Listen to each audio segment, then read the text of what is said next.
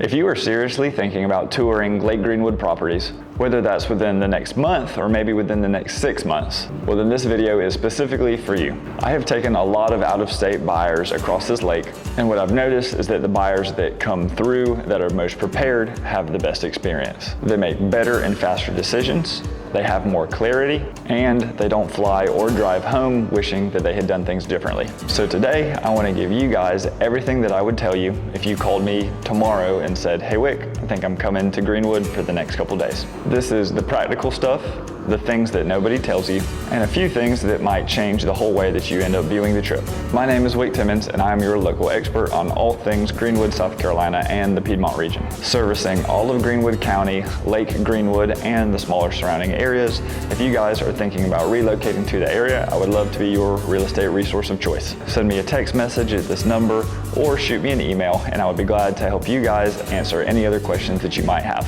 And with that, let's get into it. So, the first thing that I want to talk about is timing. And I don't mean what time we're scheduling a showing. I'm talking about what time of year you come down to visit. Because here on Lake Greenwood, it makes a significant difference for what you're going to see. As I have covered in some of our other videos, if you watch those, but Lake Greenwood operates on a seasonal water cycle. Summer pool is when the lake is at its fullest point and its most active. This typically runs through April 15th through November 1st. If you guys can make the time and want to visit, do it during those times. This way you'll be able to see the lake in the way that you will actually be living on it. Everybody's dock is in the water.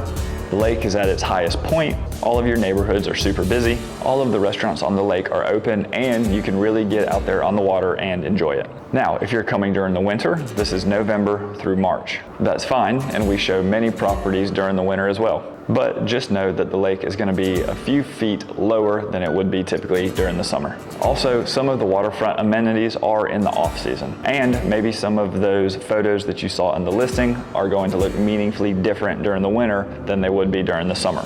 I'll always give you context on what you're seeing, but I want you to have that expectation going in.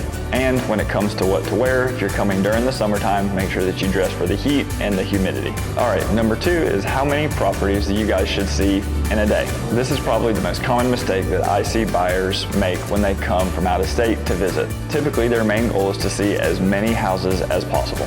I get it, you've come from out of state and you have a limited time that you're going to be here in town. You want to maximize every hour. I understand the logic completely, but realistically, this is what ends up happening.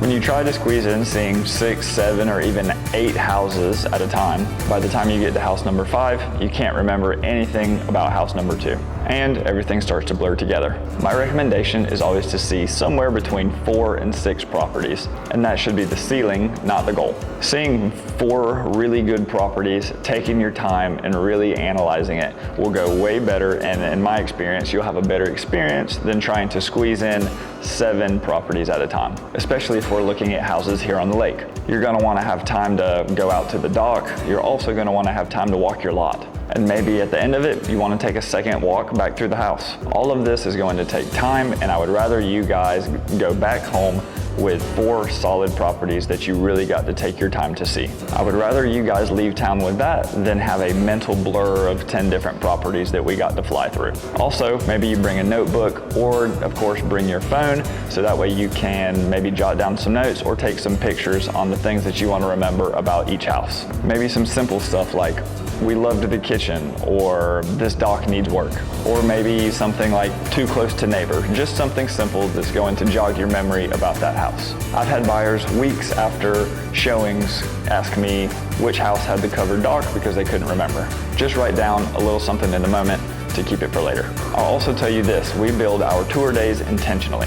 We're not going to be just pulling up random addresses and driving around, but I'm going to look at specific things like water levels or where is the house located on the lake.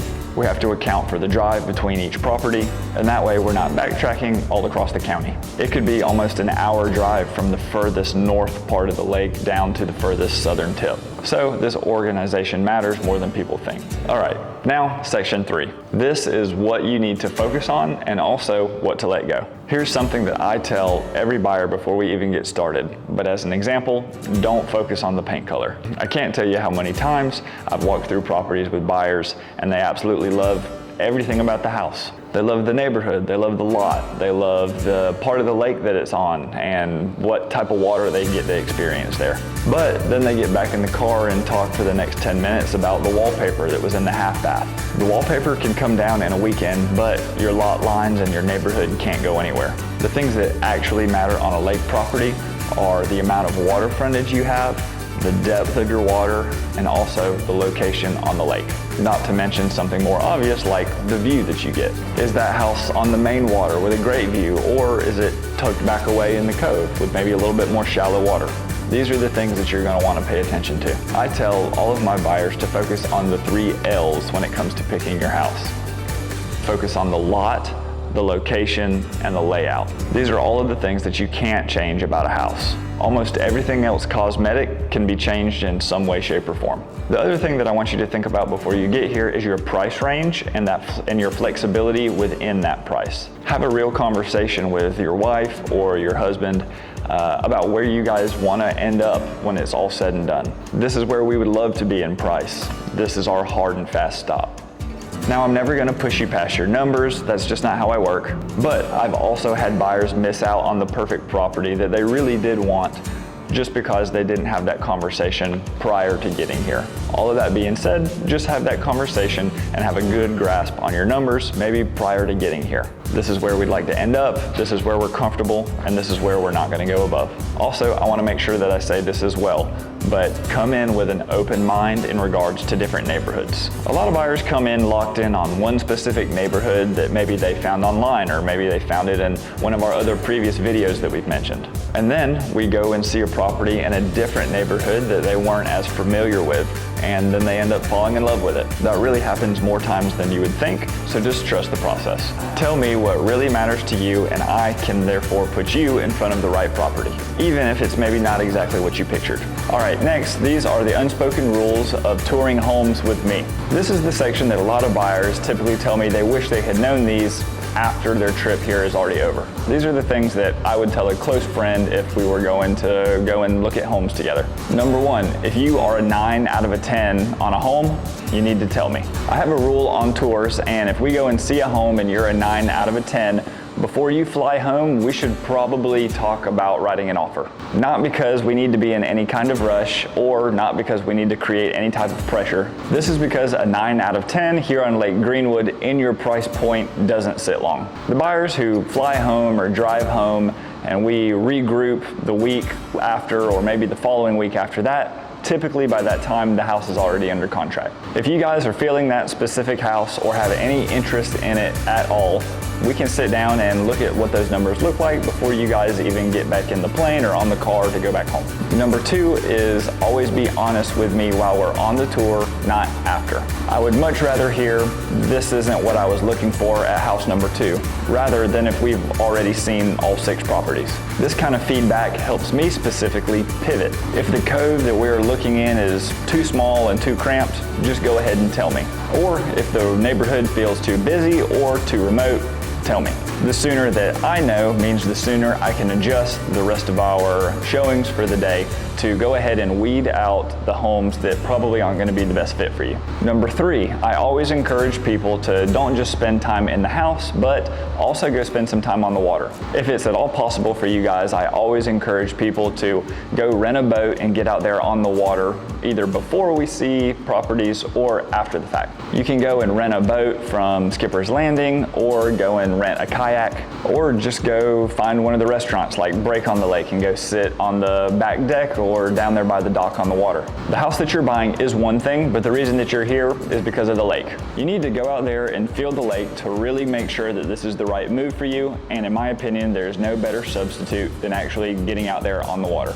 And number 4, this is don't skip the drive back to town. I always tell people to don't forget about the commute that you're gonna have back to Uptown Greenwood, or back to the bypass for where your grocery stores are gonna be, or any of your dining options. How far are you really going to be from the grocery store? Or where's your closest gas station? These are all things that you're going to want to think about because they matter a lot. At the furthest point of the lake, that drive could be 30 to 40 minutes. Maybe if you're a little bit more north on the lake or centrally located, that drive could look like 10 to 15 minutes. Those are vastly different times. So most of these things aren't a deal breaker for a lot of people, but I do want it to be a conscious decision and not a surprise after the fact. All right, and lastly, I want to talk about the emotional side of the trip. I wanted to take a minute to just touch on this briefly because I think it's something that not a lot of people talk about. When you are a relocating buyer, this is an emotionally loaded experience. You're not just selling your house and relocating to a new place. You're making the decision to completely uproot your life, leave your community, and ultimately start over brand new. And that's a big deal. Sometimes this can show up as a lot of indecision while you're here or while we're touring a property, but that is normal. Also, if nothing clicks for you on day one, that's also normal. It doesn't mean that the right house isn't out there. Sometimes you need to see everything that you don't like in order to know what you do. And oftentimes, once you've weeded out everything that you don't like, it makes it much easier to articulate exactly what you do want. I've had people come to town 2 and 3 times before we actually found the house that they were looking for. And each time they came down, it was well worth it. So if you walk into a house and something doesn't click, don't necessarily dismiss that feeling, but trust it. You've done your research, you've watched the videos, you've made the trips here. You've decided that Lake Greenwood is where you want to be. At some point, the data has done its job, and you just have to be honest with exactly what you like and don't like, and just listen to what your gut's telling you. And so there's that. This is everything that I wish lakefront buyers knew before they came here to tour houses with me. Make sure that you can come in the best season if at all possible. If we can help it, let's keep our showings from 4 to 6 each day. Make sure that you focus on the things that you can't change and let go of the things that we can change. Be honest with me during our tour. Make sure that you can get out on the water at some point if at all possible. And lastly, if it's a 9 out of 10, say it. What I have found is that the buyers who have the best experience here on Lake Greenwood are the ones that come to town the most prepared. Just stay flexible and communicate openly. Ultimately, we want to make sure that you end up in the right place. So if you guys are thinking about planning a trip here to Lake Greenwood and you make sure that you really want to do it right, we can sit down, whether by video or by phone, and go over exactly what you guys are looking for and figure out exactly what your priorities are. We'll build the tour day that actually makes the most sense for you guys and will fit the best. And together we can narrow down exactly what you guys are looking for and pinpoint that, so when you get here, you'll have the best experience that you can. So again, if you guys are thinking about relocating here to the area, I would love to help you guys with that. Just reach out, shoot me a text or a phone call or my email here below. And I'd love to connect and either help plan your relocation here to Greenwood and answer any other questions that you guys might have. And if you haven't already, make sure that you check out some of our other videos that we have here on our channel. We've covered everything from how exactly the water levels work here on Lake Greenwood to a full breakdown of an actual closing that we had not too long ago, from taxes to closing costs and everything in between. Thank you guys so much for watching. I hope we talk soon. And with that, I'll catch you guys in the next video.